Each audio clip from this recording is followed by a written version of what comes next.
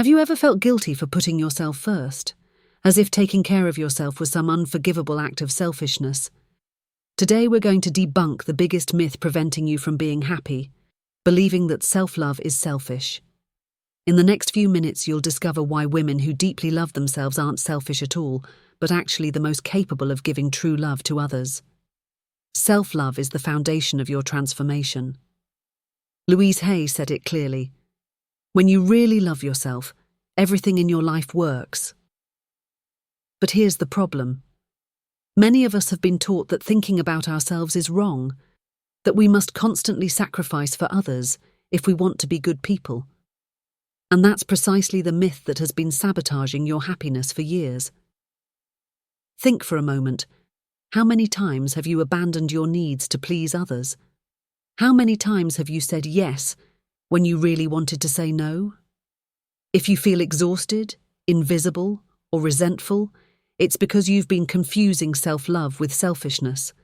Let's dismantle that limiting belief forever. The first crucial point to understand is that true self-love is the foundation of every healthy relationship, not its enemy. Every time you devalue yourself, every time you ignore your needs, you're sending a message to the universe and everyone around you: I'm not worthy enough. And what's most painful is that the world treats you exactly how you treat yourself. Louise Hay explained it perfectly. What we believe about ourselves and about life becomes our reality. Here's the fundamental difference you need to understand today. Selfishness takes without considering others, while self-love nourishes your essence first, so you can give from abundance, not from emptiness.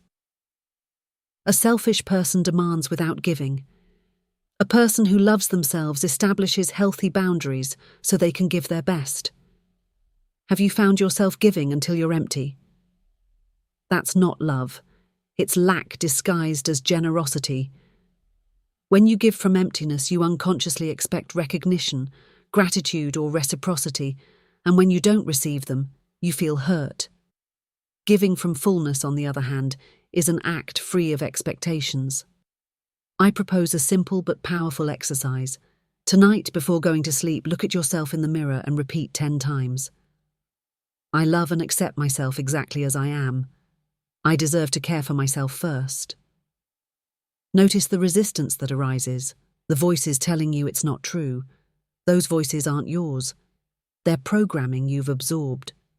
When you begin to practice self-love, something magical happens.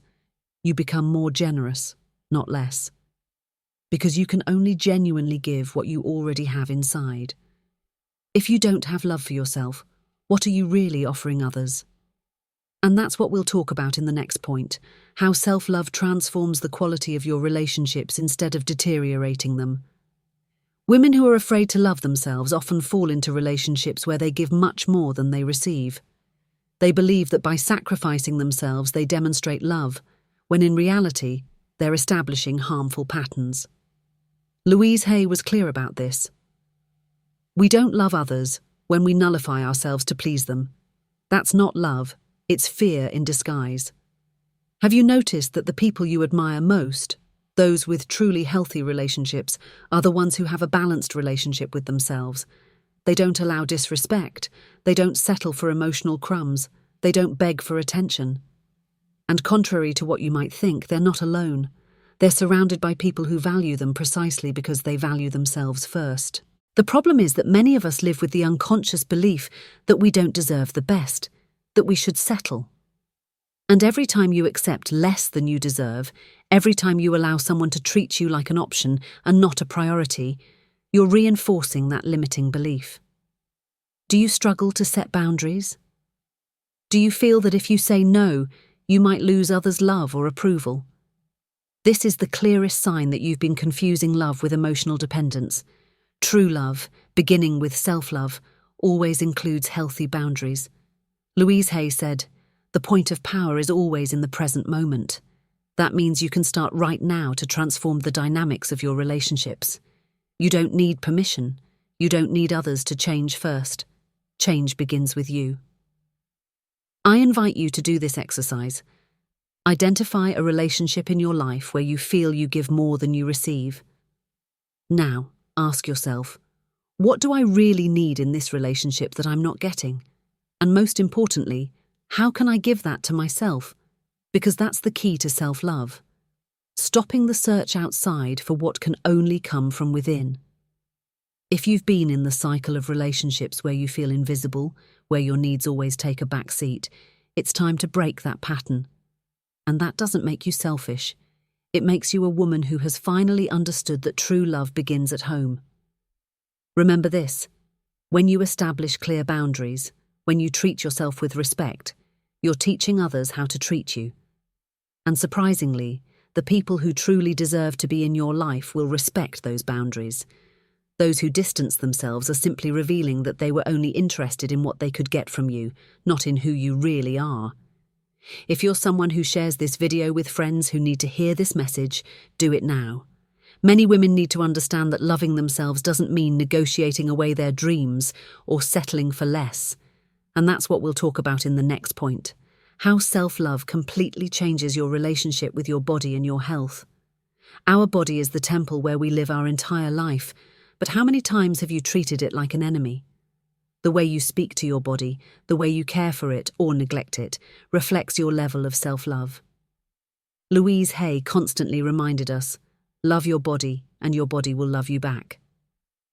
Most women have grown up bombarded by messages that make us feel our body is never enough. Too big, too small, too this or that. And we've internalized this war against ourselves, believing that hating ourselves will motivate us to change. But Louise Hay discovered a transformative truth. You cannot hate your way into loving yourself. Have you ever punished yourself with extreme diets? Have you exercised your body from a place of hatred rather than love? Have you postponed your happiness until reaching a certain weight or appearance? If so, you've been perpetuating the cycle of lack of self-love. True self-love means nourishing your body, not punishing it. It means listening to its needs, not imposing impossible standards on it. It means resting when you need rest, moving when you need movement, and feeding yourself with what truly nourishes you, not just physically but emotionally too. Your body keeps track of all the times you've ignored it, all the signals you've disregarded. Chronic stress, exhaustion, even many illnesses are often physical manifestations of a lack of self-love. As Louise Hay said, our bodies are constantly talking to us. We just need to learn to listen. I propose a revolutionary exercise. This week, every morning when you wake up, before doing anything else, place one hand on your heart and the other on your belly, breathe deeply and ask yourself, what does my body need today? How can I honor it? And then, most importantly, listen to the answer and act accordingly. Your body might need gentle movement, or perhaps it needs rest. Maybe it needs nutritious food or simply hydration. Learn to listen and respond with love. Self-love manifests in everyday life, in how you respect your sleep hours, in how you choose the food you consume, in allowing yourself breaks during the day. It's not selfish to say, I need a moment for myself. It's wisdom, because when you neglect your physical and emotional well-being, not only do you suffer, everyone around you feels the impact of your imbalance. Louise Hay taught us that we can change our thought patterns to transform our health. Every cell in your body responds to your thoughts. When you constantly tell yourself, I'm exhausted, I can't take it anymore, I hate how I look, you're programming your body for illness. Instead, when you cultivate thoughts of love, gratitude, and acceptance, your body responds with vitality and balance. Have you noticed how your physical energy changes depending on your thoughts? It's not a coincidence. It's the direct manifestation of the mind-body connection that Louise Hay studied for decades. Self-love isn't a luxury, it's a biological necessity, and that's what we'll talk about in the next point. How self-love transforms your mind and emotions, freeing you from the negative patterns that have kept you trapped. Your mind is a garden, and your thoughts are the seeds. For years, perhaps you've been planting seeds of self-criticism, doubt, and fear without realizing the garden you were cultivating. Self-love begins by transforming that toxic internal dialogue you've normalized. Louise Hay expressed it perfectly. Critical thinking deeply damages your inner being. Think for a moment. How do you talk to yourself when you make a mistake? With a harshness you would never use with a loved one. That critical voice accompanying you is not your true voice. It's a compilation of all the criticisms you've internalized throughout your life. And every time you listen to it without questioning, you reinforce the belief that you're not enough. Does constant anxiety, worry about the future, or regret about the past feel familiar? These mental states are symptoms of disconnection from your center, from your personal power. And self-love is precisely the path back home, to that place within you where the peace you've sought outside resides. Louise Hay taught us a powerful tool: positive affirmations. Not as magic phrases that instantly change your reality, but as new seeds that, planted consistently, gradually transform the garden of your mind. I am safe. I am enough. I deserve love and respect. I trust my inner wisdom. These affirmations, repeated with conviction, can literally reprogram your brain. Here's a transformative exercise. Identify your most frequent internal criticism, that phrase you repeat when things don't go as expected. Now create an affirmation that's exactly the opposite. If you tell yourself, "I never do anything right," your new affirmation will be, "I am learning and growing every day, and I love myself throughout the process." Write it on sticky notes and place them where you can see them several times a day. Repeat it aloud every morning and night. True self-love includes forgiving yourself. Many women carry guilt and remorse for years, mentally punishing themselves for past mistakes. As Louise Hay said, forgiveness is freeing yourself from the past. You can't change what has already happened, but you can change how you relate to it. And that decision makes the difference between living chained to the past or free in the present. Have you truly forgiven yourself for the decisions you made when you didn't know what you know now? Or do you continue to be your harshest judge? Self-love invites you to treat yourself with the same compassion you would offer a dear friend who has made mistakes. Because we all make them. It's part of our humanity. Your mind has the power to create your experience. When you change your thoughts about yourself, you literally change your brain chemistry, and with it, your emotions and actions. Self-love isn't a passive state of self-indulgence. It's an active practice of choosing thoughts that nourish you instead of thoughts that destroy you. Louise Hay discovered in her work with thousands of people that the common denominator of unhappiness was a lack of self-love, and that the deepest transformation occurred when people learned to see themselves with loving eyes, despite their imperfections and mistakes. Love is the great healer, she said, and it begins with loving yourself. This journey toward self-love asks you to question everything you've believed about yourself, the limitations you've accepted, the labels you've put on yourself, the stories you've told yourself. All can be rewritten from a perspective of love and compassion. If this message is resonating with you and you feel you need to hear it again and again, subscribe now and activate the bell to receive notifications of new videos that will help you on this journey of inner transformation. And that's what we'll talk about in the next point: how self-love directly impacts your abundance and your relationship with money and success. There's a direct connection between how you value yourself and how the universe values you materially. Money is energy, and like all energy, it responds to your deepest beliefs. Louise Hay expressed it clearly. Prosperity begins in your mind and then manifests in your experience. Many women have a complicated relationship with money, marked by limiting beliefs such as, money is bad, wealth is for others, not for me, I don't deserve abundance, or to be spiritual, I must be poor. These beliefs operate beneath the surface, silently sabotaging your efforts to create prosperity. Have you noticed that you constantly find yourself in situations where you undervalue yourself? Do you charge less than you deserve? Do you struggle to ask for a raise or set fair rates for your work?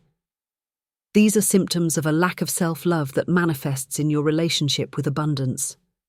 Self-love allows you to recognize your intrinsic value and demand adequate compensation for what you offer the world. It's not greed, it's justice. It's not selfishness. It's respect for your energy, your time, your talent, and your resources. Louise Hay discovered that prosperity affirmations are particularly powerful for reprogramming our relationship with money. I invite you to practice these affirmations daily. I am worthy of abundance. Money flows to me easily and consistently. My worth is independent of my bank account, but my bank account reflects how I value myself. The transformative exercise for this point is simple but profound. Identify an area where you've been accepting less than you deserve economically. It could be in your job, in your business, or even in how you manage your money. Now determine what the ideal scenario would be if you truly valued yourself. What would your ideal salary be? What would your fair rates be? How would you manage your finances from a place of self-love? Write it in detail and begin taking small steps in that direction. Self-love also reflects in how you receive. Many women are excellent at giving but terrible at receiving. They struggle to accept compliments, gifts, help, or even payments for their work. They feel they must justify what they receive or diminish its value. As Louise Hay said, "What you give comes back to you multiplied, but you must also be willing to receive." Do you find it uncomfortable to receive? Do you feel you don't deserve it? Do you rush to return the favor when someone gives you something? These patterns reflect a deep belief that you are unworthy, that you must earn every good thing that comes into your life. Self-love invites you to receive with grace and gratitude, knowing you deserve abundance simply because you exist. The relationship between self-love and prosperity also manifests in how you allow yourself to enjoy what you have. Many women with low self-esteem live in a constant state of, "it's not enough," no matter how much they have. Self-love teaches you to appreciate what you already possess while opening yourself to receiving more. Louise Hay observed that people who practice genuine self-love naturally attract more abundance because they operate from a state of fullness, not lack. When you feel complete and valuable, you don't chase money or success out of desperation, but attract them as a natural extension of your worth. Your relationship with money mirrors your relationship with yourself. If you constantly find yourself in financial crises, spending impulsively or, conversely, being excessively stingy with yourself, these are manifestations of imbalances in your self-love that deserve your compassionate attention. And now we come to the culminating point, where everything converges. How self-love allows you to live your purpose and contribute to the world from your authentic power. Your life has a unique purpose that no one else can fulfill. You came to this world with specific gifts, with a particular mission. But when you live from a lack of self-love, those gifts remain hidden, that mission unfulfilled. Louise Hay expressed it beautifully. You are here to allow the divine purpose of the universe to unfold through you. That's how important you are. Many women live their entire lives without daring to shine fully. They keep themselves small out of fear of rejection, failure, or paradoxically, success. Self-love gives you the courage to occupy your space in the world, to use your voice, to share your gifts without apologizing for your power. Have you been postponing your dreams? Have you settled for a life that doesn't excite you? Have you silenced your voice for fear of what others might think? These are clear symptoms that self-love still needs strengthening in you. When you truly love yourself, you understand that your gifts aren't just for you, they're your contribution to the world. Not sharing them would be like withholding a gift that others need. Self-love doesn't make you less generous. It makes you aware of how valuable what you have to offer is. Louise Hay discovered that many people who considered themselves altruistic actually suffered from a profound lack of self-love. They gave constantly to feel valuable, to justify their existence. True altruism, on the other hand, emerges from self-love. You give because you're full, not to fill yourself. I propose a transformative exercise. Imagine that you love yourself completely without conditions. What would your life be like? What would you be doing differently? What dreams would you pursue? What boundaries would you establish? What relationships would you transform? Write this vision in detail and begin to live from that place, even if in small daily acts. Self-love connects you with your intuition, that inner wisdom that always knows which path to take. When you learn to listen and trust that voice, you make decisions aligned with your true self, not with external expectations. As Louise Hay said, "The answer is always within you, you just need to be still enough to hear it." Have you ignored your intuition to follow what others expected of you? Have you disconnected from your inner compass? Self-love invites you to reconnect with that source of wisdom that will never guide you wrong. Living your purpose from self-love also means learning to rest, to respect your rhythms, to honor your cycles. It's not about pushing yourself to exhaustion to achieve something. It's about flowing with your natural energy to create sustainably. Louise Hay reminded us, we're not here just to work and achieve, we're here to experience joy and fulfillment. Self-love allows you to serve from abundance, not from sacrifice. And that's the greatest contribution you can make to the world, being a living example of what it means to honor yourself while honoring life in all its forms. When women begin to practice authentic self-love, we don't just transform our individual lives, we transform families, communities, businesses, entire systems. Because self-love isn't an act of isolation, it's a revolutionary act that changes how we relate to everything and everyone. If this message is deeply resonating with you, share it now with the women you know need to hear it. Because every woman who awakens to her power through self-love creates a domino effect that transforms the world. We've reached the end of this journey, but in reality, it's just the beginning. You've discovered that self-love isn't selfishness. It's the foundation of a full and meaningful life. It's the basis of healthy relationships, a vital body, a peaceful mind, material abundance, and a purpose fully lived.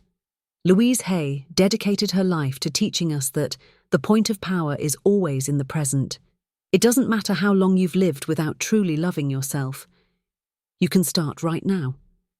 Each small act of love toward yourself builds a new reality. Self-love is a journey, not a destination.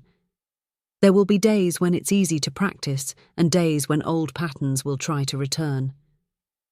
But with each conscious choice, with each loving thought, with each healthy boundary you establish, you come closer to that woman you've always been in essence, powerful, valuable, worthy of all the good that life has to offer.